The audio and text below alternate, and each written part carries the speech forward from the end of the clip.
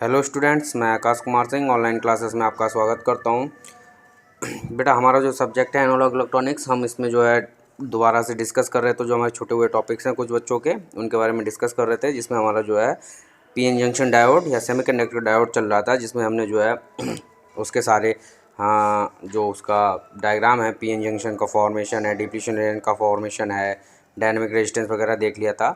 आज हम बात करते हैं पीएन जंक्शन डायोड, ठीक है, किस प्रकार से रेक्टिफायर के रूप में काम करता है। ठीक है, तो पूर्णतः से तो बात की जाए रेक्टिफायर क्या होता है। रेक्टिफायर वह होता है, क्या है, एक ऐसी युक्ति जिसमें जो है एसी करंट को या एसी वोल्टेज को डीसी में, या एसी पावर या एसी वोल्टेज या एसी करंट को डीसी में बदला जाता है। क्या होता है कि रेक्टिफायर क्या होता है, आपका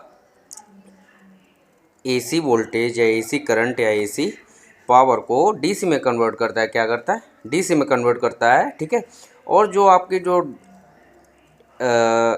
रेक्टिफायर होते हैं वो आपके दो टाइप के होते हैं, एक हाफ वेव और एक फुल वेव। आज हम जो बात करेंगे हाफ वेव रेक्टिफायर की, किसकी बात करेंगे, आज हम बात करेंगे हाफ वेव रेक्टिफायर के बारे में डिस्कस करेंगे। हाफ वेव रेक्टिफायर क्या होता है, तो देखते हैं हाफ वेव रेक्टिफायर क्या होता है। बेटा, जो हमारा रेक्टिफायर होता है, देख सकते हैं आप, एक सर्किट रखा है, यहाँ पे देख सकते हैं आप, एक ये सप्लाई, वहाँ पे सप्लाई दे रखी है, जो हमने एक सप्लाई ले रखी है। ये आपका एक ट्रांसफार्मर युक्ति है, स्टेप डाउन ट्रांसफार्मर है, जिसमें ट्रांसफार्मर की प्राइमरी है और ये ट्रांसफार्मर की सेकेंडरी है। यहाँ पे हमने एक डायोड लगा रखा है, ठीक है, और यहाँ पे एक लोड रेजिस्टेंस या लोड लगा रखा है, और ये इस प्रकार से क्लोज सर्किट है।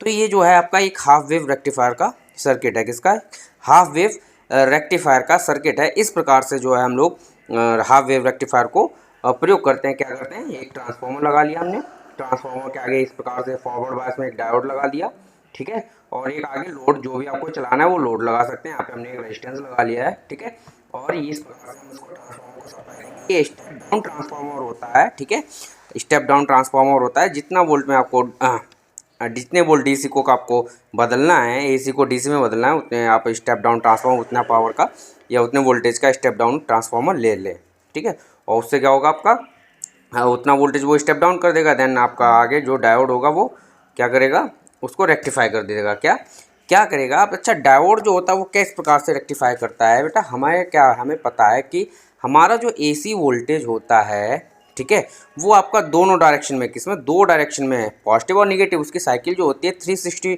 डिग्री की होती है, बिकॉज ऑफ फ्रिक्वेंसी। क्या, बिकॉज ऑफ फ्रिक्वेंसी के कारण उसकी जो साइकिल होती है वो 360 डिग्री की होती है, यानी कि 360 डिग्री की होती है, ठीक है। जबकि हम ये डीसी की बात करें, डीसी पावर में हमारा या डीसी सप्लाई में किसी प्रकार की कोई फ्रीक्वेंसी नहीं होती। जब एसी वोल्टेज को, मतलब रेक्टिफिकेशन की प्रक्रिया क्या होती है उसके बारे में बताते हैं। जब एसी वोल्टेज को डीसी वोल्टेज या यूनी डायरेक्शनल वोल्टेज में, यूनी डायरेक्शन मतलब यूनिक, उसकी डायरेक्शन यूनिक हो, में परिवर्तित करते हैं, तो इस प्रक्रिया को दिष्ट कार्य यानी कि रेक्टिफिकेशन प्रक्रिया कहते हैं, ठीक है। और इस प्रक्रिया को पूरे करने वाले उपकरण को हम क्या कहते हैं, रेक्टिफायर कहते हैं। क्या बोलते हैं, रेक्टिफायर कहते हैं। हमें पता है एसी में हमारा एक पॉजिटिव साइकिल होता है और एक निगेटिव साइकिल होता है। क्या होता है, निगेटिव साइकिल होता है, जिस प्रकार से मैं आपको दिखाता हूँ। देख सकते हैं आप यहाँ पे, ये देख सकते हैं आप, ये जो आपका वेवफॉर्म, ये एसी है। एसी में आप देख सकते हैं ये पॉजिटिव साइकिल है, ऊपर वाली जो हाफ साइकिल है पॉजिटिव है, और ये जो नीचे वाली जो ये वाली साइकिल आपकी पॉजिटिव साइकिल कहलाती है, धनात्मक, और ये आपकी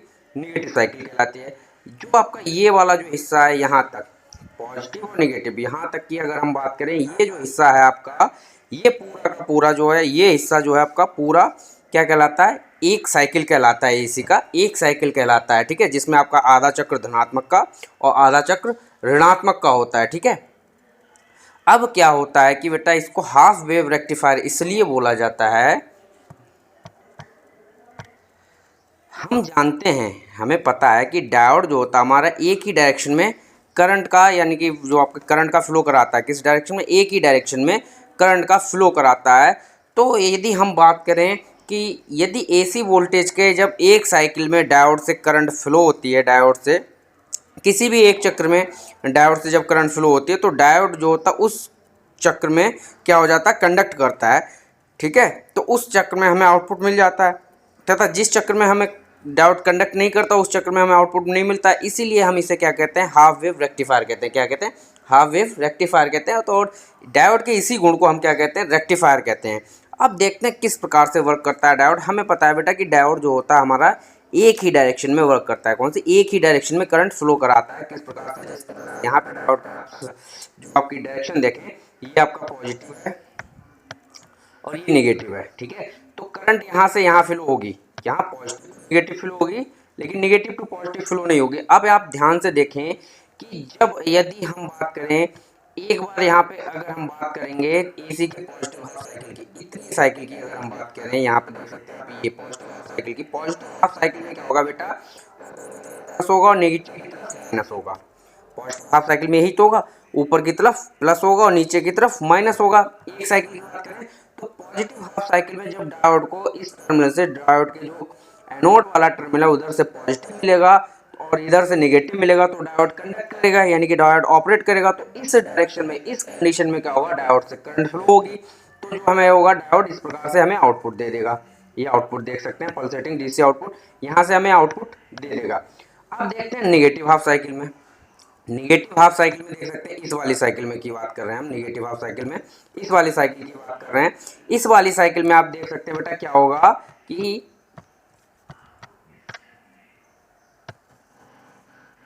इस वाली साइकिल में बेटा ये होगा कि अब साइकिल चेंज हो जाएगी। पहले यहाँ पे पॉजिटिव, यहाँ पे नेगेटिव हो जाएगा और नीचे पॉजिटिव हो जाएगा, ठीक है, नीचे पॉजिटिव हो जाएगा। अब जब हम डायोड के एनोड पे नेगेटिव देंगे और डायोड के कैथोड पे पॉजिटिव देंगे, तो ये डायोड का क्या हो जाएगा? रिवर्स बायस हो जाएगा। डायोड रिवर्स बायस कंडीशन में आ जाएगा। इस कंडीशन में क्या होता है आपको पता है, डायोड के अंदर किसी प्रकार की कोई भी धारा प्रवाहित नहीं होती, यानी कि इस कंडीशन में डायोड आपको आउटपुट नहीं देगा। तो आप देख सकते हैं यहाँ पे आपका आउटपुट जीरो है, ठीक है, यहाँ पे आपका आउटपुट जीरो है। फिर नेक्स्ट पॉजिटिव हाफ साइकिल में आपका डायोड आउटपुट देगा। तो इस प्रकार से आप देख सकते हैं कि जो हमें आउटपुट करंट मिल रहा है, यानी कि आउटपुट वेव से मिले, आप यहाँ पे देख सकते हैं, आप यहाँ पे देख सकते हैं कि यहाँ पे देख सकते हैं पॉजिटिव साइकिल, केवल पॉजिटिव साइकिल में हमें आउटपुट दे रहा है, ठीक है, पॉजिटिव साइकिल में, यानी कि एक ही डायरेक्शन में आपको आउटपुट मिल रहा है, ठीक है। तो इसीलिए इसे हाफ वेव, यानी कि जो हमारी एसी की पूरी वेव शेप है, यानी कि पॉजिटिव नेगेटिव, केवल हमें धनात्मक चक्र में जो है आउटपुट दे रहा है डायोड, इसीलिए इसको हम बोलते हैं हाफ वेव रेक्टिफायर। क्यों? क्योंकि ये एसी साइकिल की केवल हाफ वेव को ही, फुल वेव को ना, केवल एक साइकिल को ही रेक्टिफाई करता है, एक साइकिल में ही आउटपुट देता है, इसीलिए इसको हम बोलते हैं हाफ वेव रेक्टिफायर। अब यदि हम बात करें, ये पॉजिटिव साइकिल की बात हो गई। अब यदि हम बात करें बेटा, ये देख सकते हैं आप, यदि डायोड रिवर्स बायस है, अब डायोड की अगर डायरेक्शन हम बदल दें, सपोज दैट ये डायोड आपका इस प्रकार से लगा दें हम यहाँ पे, किस प्रकार से, यहाँ पे डायोड की डायरेक्शन बदल दें, डायोड आपका इस कंडीशन में लग जाए। जैसे देखिए मैं यहाँ पे बता रहा हूँ, इस कंडीशन में डायोड इस कंडीशन में लग जाएगा, तब क्या होगा बेटा? तब ये नेगेटिव सिर्फ इस वाली ऋणात्मक साइकिल में आपको आउटपुट देगा। किस साइकिल में? ऋणात्मक साइकिल में आउटपुट देगा। देख सकते हैं आप यहाँ से जो ये डायोड की डायरेक्शन है, वही डायरेक्शन मैंने यहाँ पे दिखा रखी है, देख सकते हैं आप। अभी हमारा जो फिगर था, उस फिगर में डायोड की डायरेक्शन ये थी, तो हमें पॉजिटिव हाफ साइकिल में जो है आउटपुट मिल रहा था। जबकि यदि हम डायोड की डायरेक्शन को बदल दें, यानी कि डायोड को उल्टा करके लगा दें, तब हमें नेगेटिव हाफ साइकिल में आउटपुट मिलना शुरू हो जाएगा। तो ये जो होता है हाफ वेव रेक्टिफायर होता है, इस वजह से इसको हम बोलते हैं हाफ वेव रेक्टिफायर। क्यों? क्योंकि आपका काम कौन करता है? डायोड। डायोड का आपको पता है, डायोड सिर्फ एक ही डायरेक्शन में करंट फ्लो कराता है, जब वो फॉरवर्ड बायस होगा। और वो फॉरवर्ड बायस कब होगा? जब उसके एनोड पर जो आपका पॉजिटिव टर्मिनल होगा और जो कैथोड पर निगेटिव होगा, तो उस केस में वह फॉरवर्ड बायस होता है, उसी केस में आपका डायोड कंडक्ट करता है। अब देख सकते हैं इसके हम वेव फॉर्म को देखेंगे, हाफ वेव रेक्टिफायर में देख सकते हैं आप, ये इनपुट वेव फॉर्म है, ये एसी की आपकी साइकिल्स होती है पाई, पाई मतलब 180, ठीक है, ये हाफ साइकिल हो गई, 2 पाई मतलब 360। मैंने बोला था ना कि आपकी जो है एक साइकिल पूरी होती है पॉजिटिव साइकिल, एक ये हो गई और एक नेगेटिव, दोनों को मिला के एक साइकिल मिलती है। तो हाफ साइकिल आपकी पाई यानी कि 180 डिग्री, फिर 2 पाई यानी कि 360, फिर 3 पाई, 4 पाई, ठीक है, 5 पाई और 6 पाई। आप देख सकते हैं केवल यहाँ पे आउटपुट की बात करें, अगर डायोड के आउटपुट की, केवल पॉजिटिव हाफ साइकिल में यानी कि आउटपुट मिला है आपको, और जो आपकी नेगेटिव हाफ साइकिल वहाँ पे आपका आउटपुट जीरो है। केवल पॉजिटिव हाफ साइकिल में आपका आउटपुट आपको मिल रहा है और नेगेटिव हाफ साइकिल में आपका आउटपुट जो है जीरो है। इस प्रकार से जो डायोड होता है हाफ वेव रेक्टिफायर का वर्क करता है, और इस प्रकार से हमें केवल एक ही डायरेक्शन में, यानी कि एक डायरेक्शन में करंट फ्लो हो जाती है, यूनि डायरेक्शन करंट फ्लो हो जाती है, ठीक है। इस वजह से इसको हम क्या बोलते हैं? Half wave rectifier. और इस प्रकार से हमें जो है डीसी आउटपुट मिल जाता है। क्या मिल जाता है? डीसी आउटपुट मिल जाता है। अब यदि हम बात करें बेटा इसके एवरेज वैल्यू की, ठीक है, अब देखते हैं इसके एक्सप्रेशन जो होते हैं क्या किस प्रकार से औसत मान, जो इसका औसत मान होगा कि एक साइकिल में इसका औसत मान क्या होता है उसके बारे में हम लोग डिस्कस करते हैं। हम इसकी बात करते हैं, औसत मान की बात करते हैं, यानी कि एवरेज वैल्यू की बात करते हैं।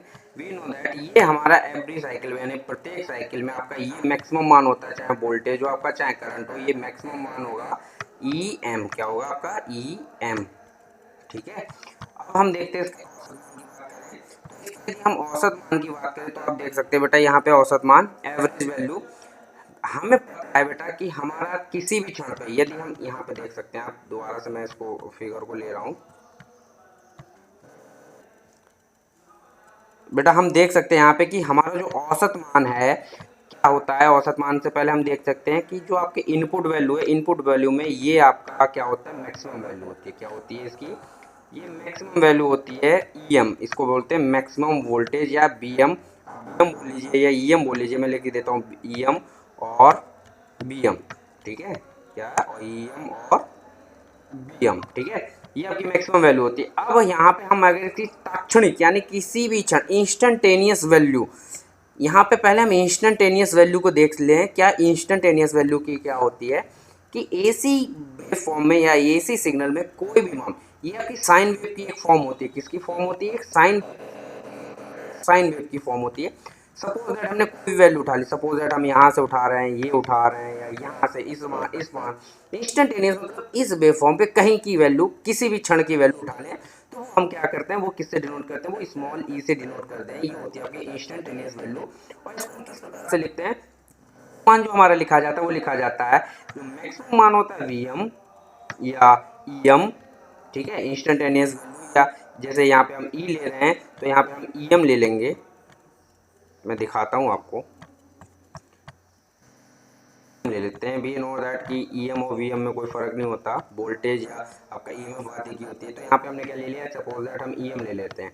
क्या होती है इंस्टेंटेनियस वैल्यू, किस प्रकार से लिखते हैं, ईएम यानी मैक्सिमम वैल्यू इनटू जो आपकी वेव फॉर्म है, साइन वेव है तो साइन,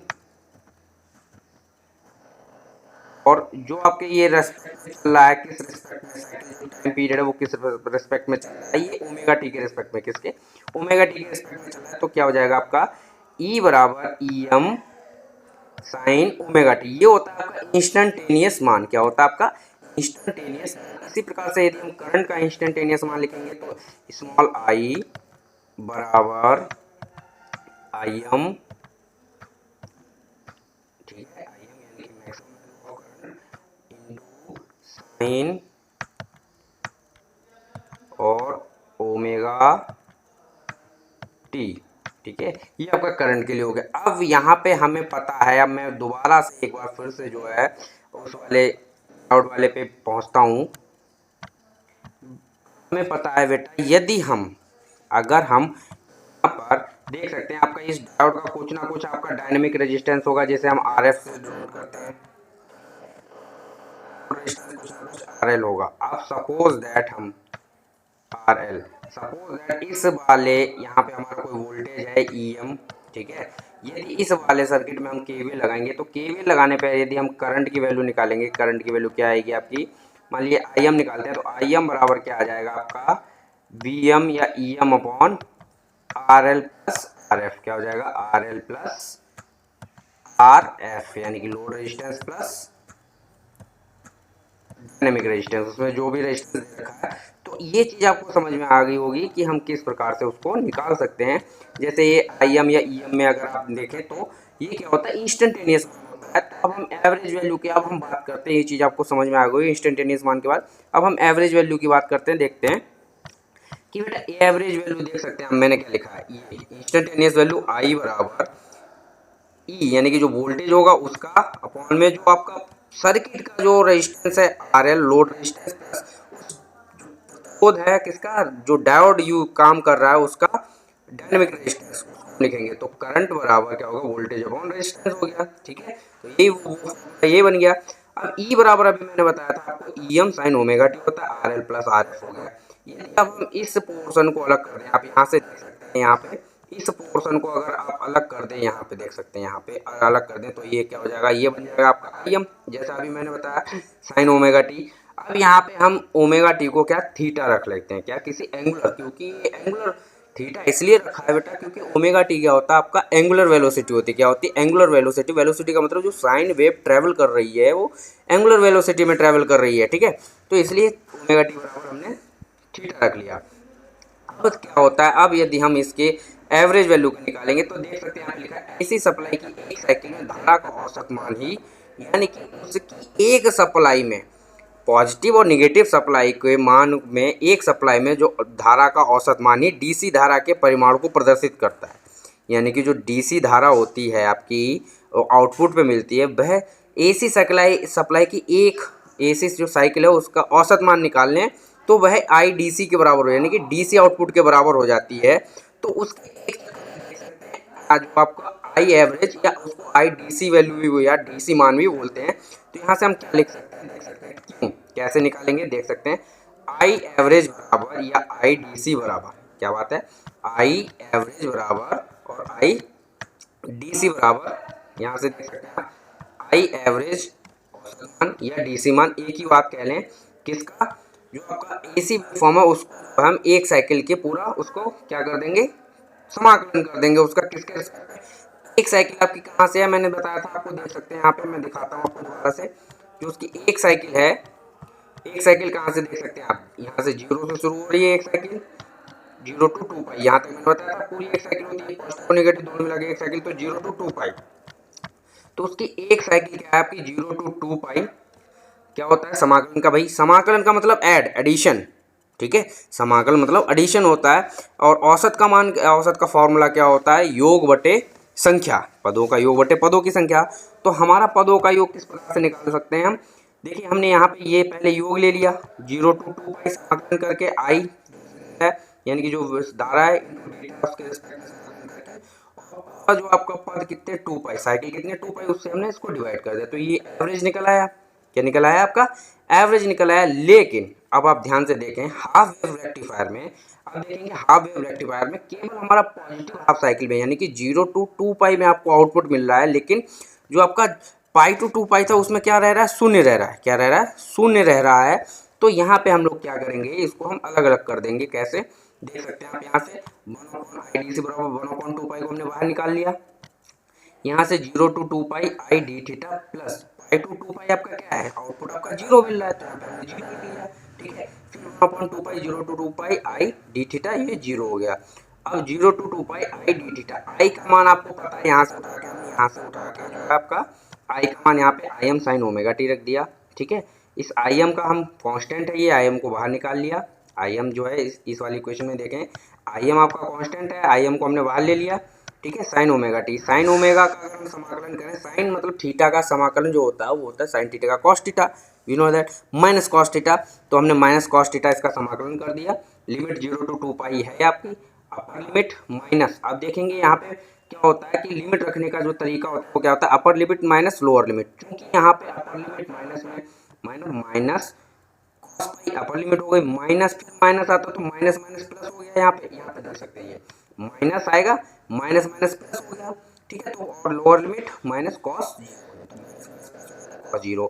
अब कॉस पाई का मान -1 होता है, कॉस पाई का मान -1 होता है, कॉस पाई मतलब कॉस 180 का मान -1 होता है, तो माइनस माइनस प्लस ये कॉस 0 का मान भी 1 होता है, तो माइनस माइनस प्लस और 1 1 2 हो गया, नीचे ये 2 से 2 कट जाएगा, आईडीसी बराबर कितना आ गया बेटा, आई एम अपॉन पाई, ये क्या हो गया आपका धारा का औसत मान, ठीक है। क्या हो गया ये आपका धारा का औसत मान, किसमें, हाफ वेव रेक्टिफायर के लिए ये धारा का औसत मान हो गया, हाफ वेव रेक्टिफायर के लिए ये धारा का औसत मान हो गया, क्लियर। अब देख सकते हैं आगे हम, अगला क्या है, DC output DC power, output DC power, we know that कि हमें जो है आउटपुट पर डीसी करंट मिल रही है, इसलिए यहाँ पे आउटपुट पावर क्या रहेगी, डीसी रहेगी, आउटपुट पे जो पावर रहेगी वो डीसी रहेगी, क्योंकि रेक्टिफायर का आउटपुट आपको डीसी के रूप में निकल रहा है।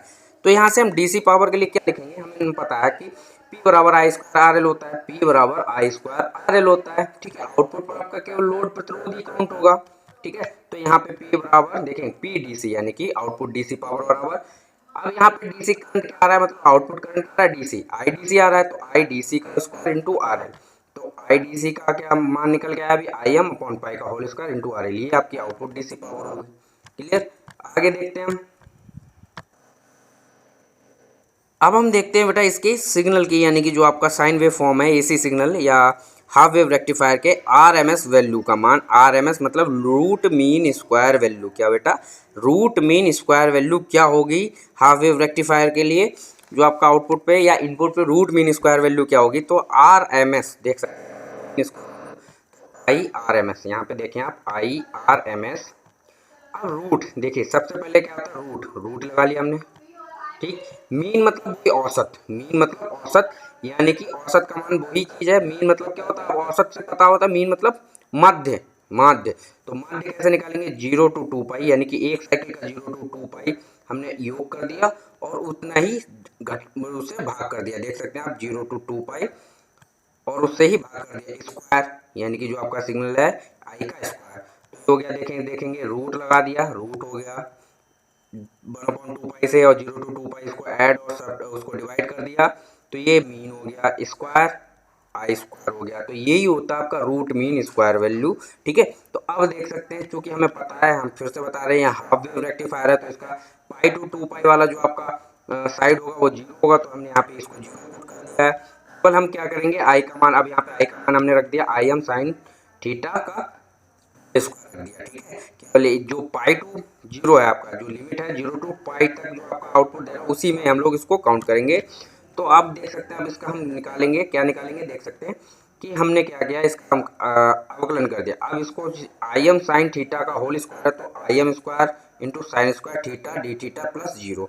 आई एम स्क्वायर आपका कॉन्स्टेंट, ये आई एम स्क्वायर आपका कॉन्स्टेंट है, ये हमने बाहर निकाल लिया आई एम स्क्वायर, ठीक है। 2 पाई आपका पहले से ही था, 2 पाई साइन स्क्वायर थीटा हम लिख सकते हैं 1 minus cos 2 theta, sine square theta ये लिख सकते हैं। ये फॉर्मूला होता है आपका कि 1 माइनस प्लस प्लस 0 वाला अपना जो पोर्शन है वो हट गया इंटू डी थीटा। अब हम इसका समाकलन करेंगे, चूंकि आपका ये 1/2 यहाँ से 1/2 आ रहा है, ये इसको हमने बाहर निकाल लिया, क्यों, ये कांस्टेंट है तो हमने इसको बाहर निकाल लिया और इसका हमने समाकलन कर दिया। क्या करना है, इसका समाकलन कर दिया। समाकलन करने पर 1 की जगह हमारा थीटा आ गया। हमें पता है जब समाकलन करते हैं तो जहाँ पे 1 होता है वहाँ पे x आ जाता है, तो थीटा के तो 1 की जगह थीटा आ गया माइनस cos 2 थीटा हो जाएगा वो sine 2 theta upon 2, sine 2 theta upon 2। अब यहाँ पे आप देख सकते हैं कि हमने ये 2 तो बाहर निकाल लिया, आप देख सकते हैं यहाँ पे 1/2 बाहर निकाल लिया, लेकिन ये जो वाला 2 आया है वो आया इस समाकलन करने पर, साइन को जो cos 2 थीटा का इसका समाकलन करने पर cos 2 थीटा का अगर आप समाकलन करेंगे तो क्या आएगा, साइन 2 थीटा अपॉन 2 आएगा। क्या आएगा, साइन 2 थीटा अपॉन 2। क्यों होता है वो एक बार करना पड़ता है समाकलन, ठीक है। उसके बाद आप देख सकते हैं बेटा कि यदि हम ध्यान से देखें, अब यहाँ पे थोड़ा सा इन्होंने शॉर्टकट किया है। अब हम इसमें अपर लिमिट रखेंगे, एक बार पूरे इस में अपर लिमिट रखेंगे, तो अपर लिमिट रखने पर देखे ध्यान से देखेंगे कि जब अपर लिमिट रखेंगे, एक बार रखेंगे थीटा पे पाई माइनस, लिमिट इसमें रखेंगे pi minus sine 2 theta into pi. बेटा अब हमें अभी हमने देखा था कि यदि हम कॉस 180 का मान -1 होता है, यानी कॉस 180 का मान 1 होता है, तो इसका मान क्या होता है, साइन 180 का मान 0 होता है, यानी कि साइन पाई, अगर साइन के टर्म में कहीं भी पाई रख देंगे तो वो 0 हो जाएगा। तो देख सकते हैं यहाँ से वो आपका क्या हो जाएगा, 0। ये वाला टर्म जो होगा पाई के लिए 0 हो गया, क्या हो गया, पाई के लिए ये वाला टर्म 0 हो जाएगा, ठीक है। तो ये 0 हो गया। फिर यदि लोअर लिमिट रखेंगे, लोअर लिमिट में तो 0 होना ही होना है, और साइन 0 का मान भी 0 ही होता है, साइन 0 का मान भी 0 होता है, यानी कि साइन पाई का मान भी 0 होता है, यानी कि 180 का मान भी 0 होता है, और साइन 0 का मान भी 0 होता है। इसलिए केवल हमारा क्या आ जाएगा, केवल एक लिमिट आएगी पाई, क्या आ जाएगी, केवल एक लिमिट पाई आ जाएगी। तो under root I M square upon 2 into 2 4 pi minus pi minus 0, pi minus 0। तो ये पाई से पाई कट जाएगा, देख सकते हैं पाई से पाई कट गया। आई एम स्क्वायर है, अंडर रूट से बाहर निकालेंगे तो आई एम आ जाएगा, ये 4 है, अंडर रूट से बाहर निकालेंगे 2 आ जाएगा, क्या आ जाएगा, 2 आ जाएगा। तो आई आर एम एस का मान जो आपका आएगा वो क्या आएगा, आई एम अपॉन 2, ये हो गया आपका I R M S, root mean square value half wave rectifier के लिए क्या हो गई, आई एम बाई 2। अब यदि हम इसके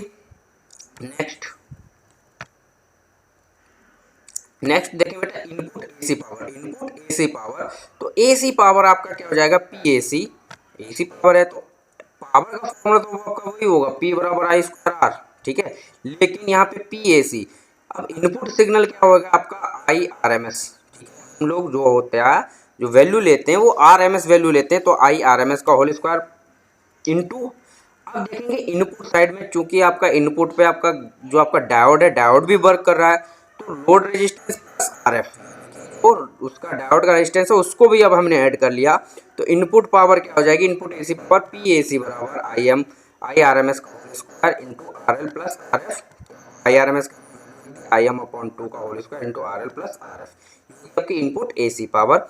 नेक्स्ट देखते हैं इफिशिएंसी, और जो आपका हाफ वेव रेक्टिफायर है इसकी इफिशिएंसी, इफिशिएंसी क्या होगी बेटा, हमें पता है इफिशिएंसी बराबर नीटा बराबर क्या होती है output power upon input power, यही तो होता है output power upon input power, लेकिन यहाँ पे आपकी जो आउटपुट पावर है वो क्या है डीसी, आउटपुट पावर डीसी, इसलिए डीसी आउटपुट पावर, और इनपुट पावर क्या है वो एसी है, एसी इनपुट पावर, तो डीसी पावर अभी हमने क्या निकाली थी आई डीसी का whole square into R L, AC power अभी निकाली आई आर एम एस का whole square into R L, ठीक है, फिर इन दोनों को अलग कर लिया, देख सकते हैं इन दोनों को अलग कर लिया, R L upon R L plus R F अलग कर दिया, ठीक है, अब क्या है बेटा आप देखेंगे आई डी सी का मान भी रख दिया, आई एम का भी मान रख दिया, आई डी सी का मान रख दिया, आई डी सी का मान क्या है आई एम बाई पाई हो गया था इसका whole square, I R M S का मान आई एम बाई 2 आया था उसका होल स्क्वायर इंटू 1, इससे जो है आर एल से ऊपर नीचे इधर डिवाइड कर दिया, इसमें आर एल से ऊपर नीचे डिवाइड कर दिया, तो ऊपर नीचे डिवाइड करने पर क्या 1 upon R F upon R L आ गया, ठीक है, आप ध्यान से देखें कि आई एम से आई एम कट जाएगा, ऊपर चला जाएगा, तो 2 अपॉन पाई का whole square 1 upon 1 plus R F upon R L, तो इसको हम डिवाइड करेंगे, इसको सॉल्व करने पर, इस वाले पोर्शन को सॉल्व करने पर हमारा क्या आ जाएगा 0.406 upon 1 plus R F upon R L, चूँकि अब यहाँ पे देख सकते हैं प्रतिशत, अब इसी इफिशिएंसी को हम परसेंटेज के रूप में लिखें, परसेंटेज के रूप में लिखने पर इसको मल्टीप्लाई बाय, यहाँ से थोड़ा मैं आपको क्लियर कर दे रहा हूँ, चूँकि आपका लोड रेजिस्टेंस जो होगा, लोड रेजिस्टेंस जो होगा आपका वो इसके मुकाबले जो आपका डायनेमिक रेजिस्टेंस और से आर एल, यहाँ से देख सकते हैं R L is very very greater than R F, इस वाली टर्म को हम निगलेक्ट कर देंगे जीरो के बराबर, यानी कि निगलेक्ट कर देंगे, तब यहाँ से इस वाली टर्म को जीरो करने पर यहाँ से आपका क्या आ जाएगा ये अपॉन में 1 बचेगा, तो केवल आपका जो परसेंटेज इफिशिएंसी आ जाएगी वो कितनी आ जाएगी 40.6% इफिशिएंसी कितनी आ जाएगी 40.6% इफिशिएंसी होगी किसकी, जो आपकी इफिशिएंसी होगी हाफ वेव रेक्टिफायर की इफिशिएंसी 40.6। अब इसका ट्रिपल फैक्टर यानी कि उर्मिका घटक की बात करें तो उर्मिका घटक जो आपका गामा से डिनोट करते हैं ये क्या होता है बेटा, एसी वोल्टेज, जो उर्मिका घटक वो होता है वो क्या होता है एसी वोल्टेज या धारा के सभी घटकों का मान अपॉन वोल्टेज या धारा का औसत या डीसी मान, वोल्टेज या धारा का औसत या डीसी मान, यहाँ पे देख सकते हैं एसी वोल्टेज या धारा के सभी घटकों का आरएमएस मान, तो इसीलिए यहाँ पे डैश लिखा है, यानी कि आई डैश आरएमएस या ई डैश आरएमएस आई डीसी या ईडीसी, तो अब देख सकते हैं यहाँ पे y बराबर I dash RMS upon I DC, I dash RMS को कैसे निकालेंगे आई आरएमएस का होल स्क्वायर आई डीसी का होल स्क्वायर, इन दोनों को आपस में घटा देंगे तो आपका जो एसी वोल्टेज या धारा के सभी घटकों का मान निकल आएगा। इसको सॉल्व कर लेंगे, इस तरह से देख सकते हैं यहाँ पे सॉल्व कर लिया और इनका मान रख दिया, तो मान रखने पर आप यहाँ पे देख सकते हैं ये आई आर एम एस बराबर इतना, तो यहाँ पे आई आर एम एस बराबर इतना, आई एम बाई आई से ये कट जाएगा, 2 दूनी 4 हो जाएगा, नीचे जाएगा पाई स्क्वायर ऊपर चला जाएगा, -1 आ जाएगा, इसको सॉल्व करेंगे तो ये कितना आ जाएगा 1.21। तो रिपल फैक्टर जो होता है हाफ वेव रेक्टिफायर के लिए ऑलवेज ग्रेटर देन 1 होगा, हाफ वेव रेक्टिफायर के लिए जो रिपल फैक्टर होगा वो हमेशा 1 से अधिक होगा, ठीक है, इसकी कोई यूनिट नहीं होगी, क्यों, क्योंकि ये फैक्टर है, एक घटक है, ठीक है, इसको हम गामा से डिनोट करते हैं। तो ये जो आपका हाफ वेव रेक्टिफायर, हमारा जो हाफ वेव रेक्टिफायर का पोर्शन है वो हमारा कंप्लीट हो गया है, ठीक है। आगे कल जो हम डिस्कस करेंगे वो हम लोग डिस्कस करेंगे फुल वेव रेक्टिफायर के बारे में डिस्कस करेंगे, उसके एक्सप्रेशन के बारे में डिस्कस करेंगे, ठीक है, ठीक है। तब तक जो है अपने मोबाइल में आरोग्य सेतु ऐप को डाउनलोड करें, अपने मोबाइल्स में आरोग्य सेतु ऐप को डाउनलोड करें, साथ ही साथ आयुष कवच ऐप को भी डाउनलोड करें और घर पर रहें, सुरक्षित रहें।